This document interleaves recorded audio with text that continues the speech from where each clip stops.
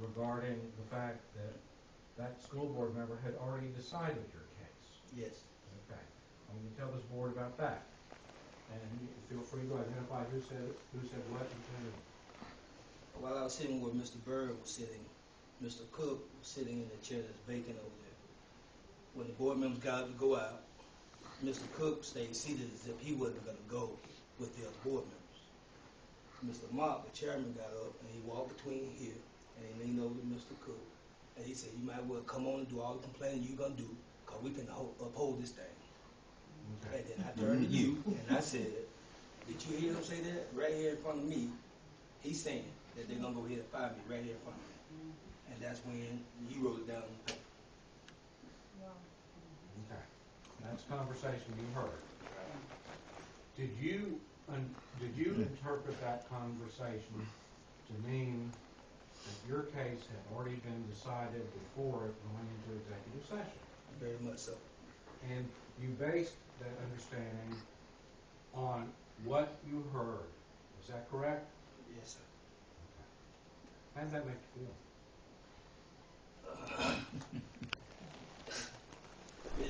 When I'm here and I know that I've committed myself to the system for 2.5 years, and I sit here and I see the board members that are supposed to sit here and be in fair judgment based on what I contribute to this system and what was heard in the actual testimony. And for Mr. Mark to go and tell another board member right in front of me as if I wasn't even sitting there, I mean, that was, to know that that's what I'm working for, to know that that's the leadership for this system, it wasn't good. Based on having heard what you heard and when you heard it, did that make you feel like this was, in fact, a fair dismissal hearing that had been held for you? I felt like all along, just like before I even came to the hearing, when there were people in the streets that knew that I was going to be fired before I got here, I realized that what they had been saying was true, because I already determined before I sat here.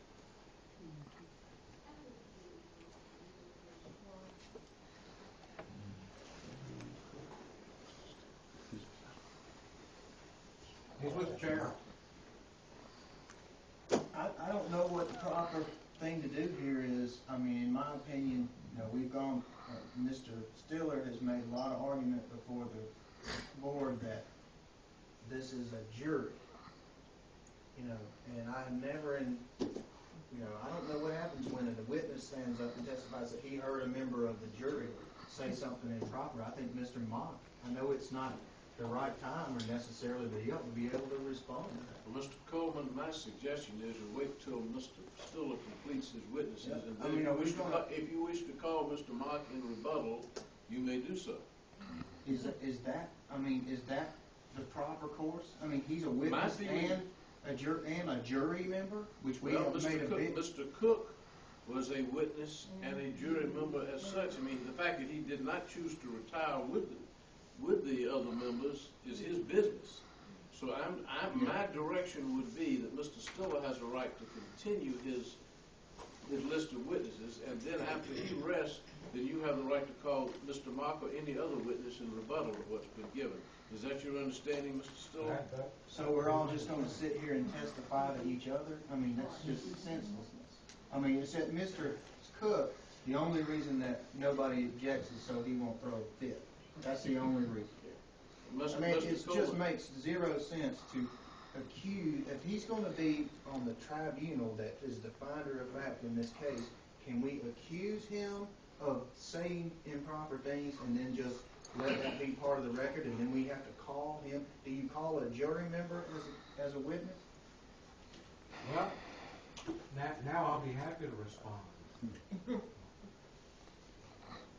None of Mr. Kellogg's testimony that he just gave under oath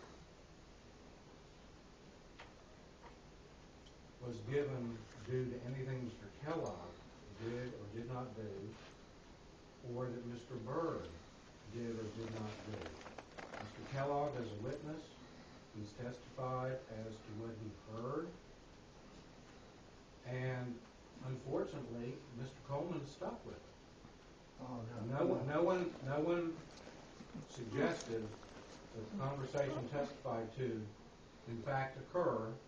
The problem is, it did. And as far as what to do, yes, he can call Mr. Mock in rebuttal, and Mr. Mock can say, no, I didn't say that.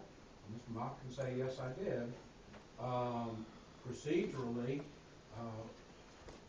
I would move to disqualify at this time this board from hearing anything further with respect to Mr. Byrd, and I would adopt that same motion retroactively towards any decisions it has made on the other cases too, and I'm only saying that so that it's part of the record. Your motion is denied. Okay. All right, so I heard the conversation too, so I'll swear myself as a witness later and testify. Mr. Coleman, if you can both serve as a witness and conduct your own examination. It's just. I understand this is. And I understand this is very unconventional. Yes, sure is. I think I have outlined what I believe to be the correct form of your offering Mr. Mock or anyone else as rebuttal for what Mr. Kellogg has just said. Mr. Cook, at least 2 or 3 times while he was sitting here, offered his rebuttal just in the middle of testimony. I'm well aware of that, and I tried to get Mr. Cook as best I could to conform to the process. All right. With limited success, I will admit. But I think right now, if you care to cross-examine Mr. Kellogg, now you're within your rights. Okay. Mr. Kellogg, you said that you heard a radio call when you were on B-Wing, correct? Yes. And the radio call was from Ms. Coleman to Mr. Byrd, correct? He didn't testify to that. He said he heard a radio call. I'm not asking what he testified to. I'm asking him what happened. That's what happened, right? Right. All right. And Ms. Coleman said, we need you to come down to D-Wing. We got a bunch of kids down there. Isn't that right?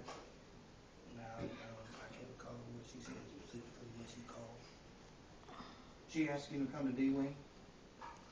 Yes. Okay. And then he said, you handle it. You're down there. I'm fired. Remember? Did he say that? He didn't say it like that. No. Oh, how did he say it? He said when she called, he said that there was some kids in the hall. He said, well, you handle it. That's her duty spot. He didn't say that, but he was saying you handle it. And then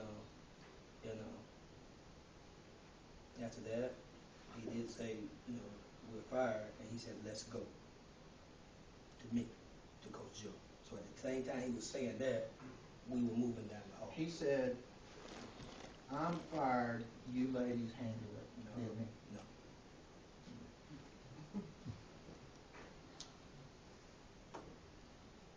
No. You say that when you got there, nothing had to be done. It just was cleared up. One thing that we do that is that we Now, I try didn't to ask you about. I'm asking you a question. Well, One thing that we do Mr. is we Kieran, show up could you in instruct court. him? Mr. Kellogg, please answer the specific questions that are asked of you by Mr. Coleman. Okay, repeat that question. I'm not even asking what you said. I'm asking you what happened.